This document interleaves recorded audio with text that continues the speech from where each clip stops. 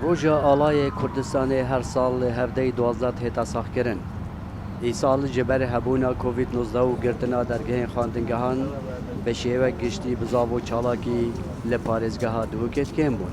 روژا آلای روژا کپیرسه همی ملت شانازی با آلای خود بن امجا کو گنجت کردستان بگمان هم شانازی وی آلای بن اف آلای سلطان شهید ما خوینا خوا بخشی کداف آلا هرزو بلند بد ام هیویتا نشلانه سیاسی ایک ریزیان اف مالا کردی گرنگ ببینن بلا باز بد کرسی کانه باز بکن بو پوست و منصبا بلا افرو بدا روژا کان اجتماعی بلا همید بنتسی برا وی آلای و خدمت آوی کردستان بکن. رجال کردستان ابرو اصل همی کردت جهان و همی کردت کردا پیروست کم هر جه که اف آلای رمز ما همی کردایه دوید ام همی وی آلای پارزین ابروجی وک مدان ابو رجا آلای ام ده پیروست کن. پهلوان حیدر برپرس دزگه آلا داخوازج حکومت و پارلمانی دیگتن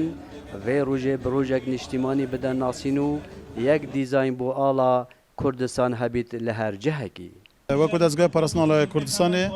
داخوازێکی حکوومەت تاریما کوردستانی کەم پیتێکی باشتر بە ڕۆژە ئاڵای کوردستانی بدات بجایکە تایبەت ji بۆ ئەvێ ڕۆژێ بدانیتن و داخوازێکی حکوومەت و پەرلەمانی کوردستانی بکەن و ئاڵایکە ڕێکخستی لە سەرانسەری کوردستانی بێتە دانان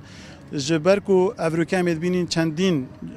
curên ala li Kurdistanê têne danan ev jî cêdaxeye ji bo hikûmetê ji bo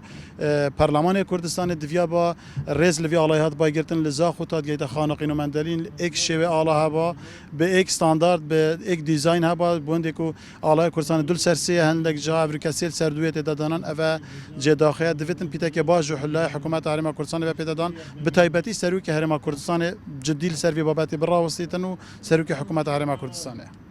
هیوی و خاستا ولاتیان جلایان سیاسی اوه یک ریزیان افمالا کردی بپارزن لجر سیبرا آلا کردستان. سلام بالای دنگ امریکا دهاک.